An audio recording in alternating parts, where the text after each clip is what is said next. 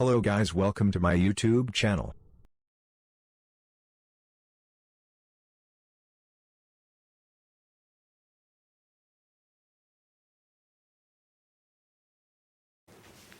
जय हिंद दोस्तों, मैं शिव सर आपका स्वागत करता हूं अपने YouTube चैनल एसएससी क्लासेस में।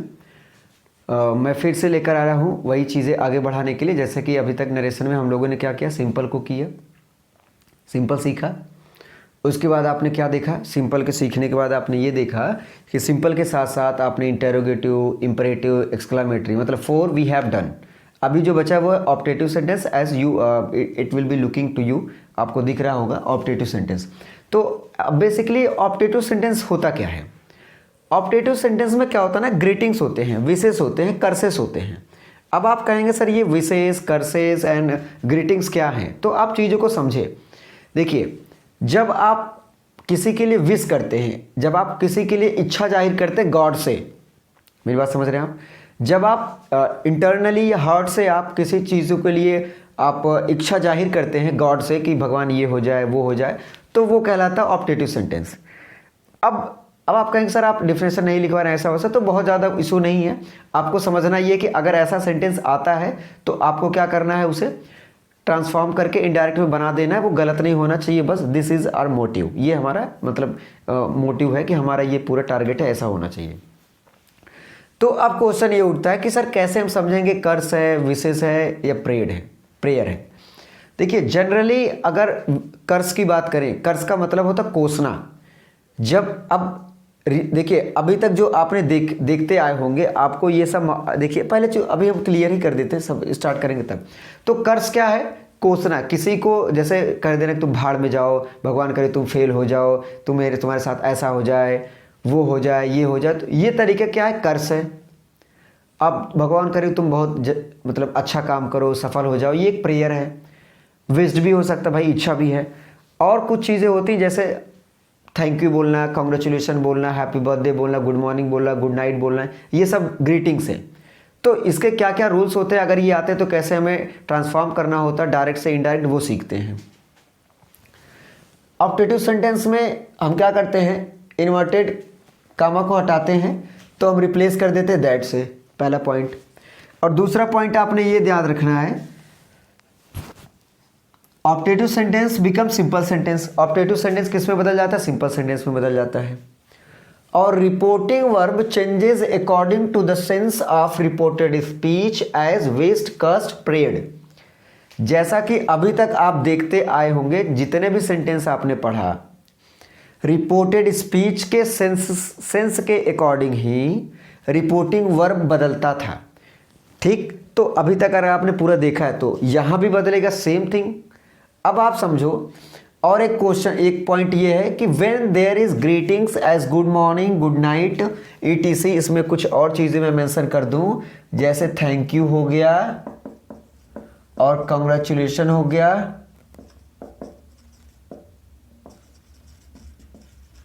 ऐसे ईटीसी। अगर ऐसा है, क्या क्या है, गुड मॉर्निंग हो गया, गुड नाइट हो गया, कांग्रेचुलेशन हो गया, थैंक यू हो गया, हैप्पी बर्थडे हो गया, हैप्पी मैरिज एनिवर्सरी हो गया, कुछ भी अगर ऐसा आप विश करते हैं तो वहां पर हम इन्वर्टेड कामा हटा करके दैट का यूज नहीं करते, बाकी उसे हम हटा ही देते हैं। 4 पॉइंट समझ में आ रहा है कि इन्वर्टेड कामा को हटाकर हम दैट का यूज करते हैं। ऑप्टेटिव सेंटेंस सिंपल में बदल जाता है। रिपोर्टिंग वर्ब रिपोर्टेड स्पीच के सेंस के अकॉर्डिंग विश्ड, कर्स, प्रेयर्ड में बदल जाता है।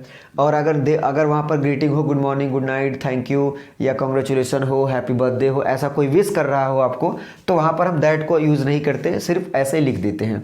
अब समझते हैं एग्जाम्पल के साथ। He said to his friend, उसने अपने दोस्त से कहा कि मे यू लिव लॉन्ग, आप भगवान करे कि आप ज़्यादा दिन तक जियो। अब ये एक प्रेयर है, विश भी आप विश का भी यूज कर सकते हैं, ऐसा कोई इशू नहीं है, बट जनरली अगर देखा जाए लिटरली तो ये एक प्रेयर है, भाई उसने प्रार्थना की। अब क्या यूज करेंगे, से टू हिज फ्रेंड, तो प्रेड टू हिज फ्रेंड नहीं करेंगे, प्रेड टू अगर लगाएंगे इसका मतलब वो उससे ही प्रार्थना कर रहा है, उसके दोस्त के लिए किया है, तो वहां पर फॉर का यूज करेंगे। तो ये होगा he prayed for his friend, उसने प्रार्थना की अपने दोस्त के लिए। इन्वर्टेड कामा को हटाएंगे, दैट का यूज़ करेंगे। फिर ये जो सिंपल, ये ऑप्टेटिव जो सेंटेंस होता है वो सिंपल में बनाना होता है। आपको पता है कि सिंपल सेंटेंस को बनाने के लिए सबसे पहले सब्जेक्ट को रखना पड़ता है। तो सब्जेक्ट फाइंड आउट किया हमने यू, लेकिन यू क्या है, सेकेंड पर्सन। सेकेंड पर्सन का मतलब सेकेंड पर्सन चेंज होता है रिपोर्टिंग वर्ब के ऑब्जेक्ट के अकॉर्डिंग। ऑब्जेक्ट में थर्ड पर्सन है तो हमने थर्ड पर्सन लिख दिया है। उसके बाद में टेंस बदल जाता है, माइट में बदल जाता है, में माइट में बदलता है, तो ही माइट लिव लॉन्ग।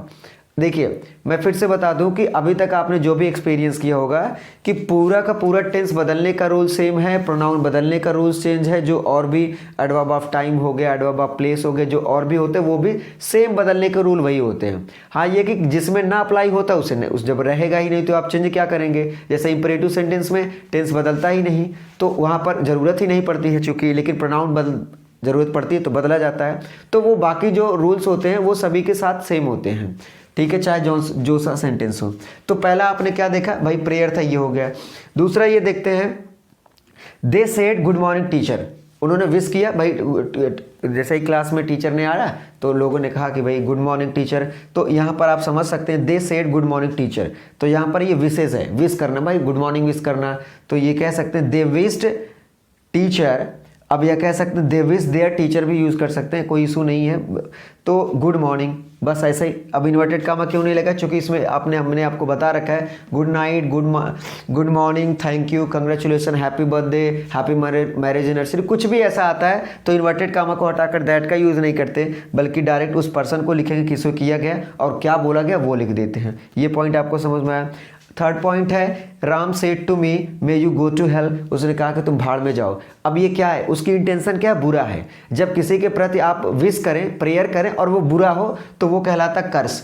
तो यहाँ पर जो सेड बदलेगा इसके अकॉर्डिंग, ये क्या है, इसमें भाई अभिशाप दिया जा रहा है, कोसा जा रहा है, तो कोसने की इंग्लिश जो होती है कर्स होती है, तो इसलिए रिपोर्टिव वर्ब को बदल देंगे कर्स। तो राम कर्स्ड मी, उसने मुझे कोसा या कहा, मी दैट, इन्वर्टेड काम हटेगा दैट का यूज करेंगे, I might go to hell, ये है सेकेंड पर्सन, ये बदलता है ऑब्जेक्ट के अकॉर्डिंग, किसके ऑब्जेक्ट, रिपोर्टिंग वर्ब के, तो ये बदलेगा आई में, और ये सिंपल में बदल जाएगा और पास्ट में हो जाएगा मे का माइट में। तो ये हो गया Ram cursed me that I might go to hell. तो ये रहा पूरा का पूरा ऑप्टेटिव सेंटेंस।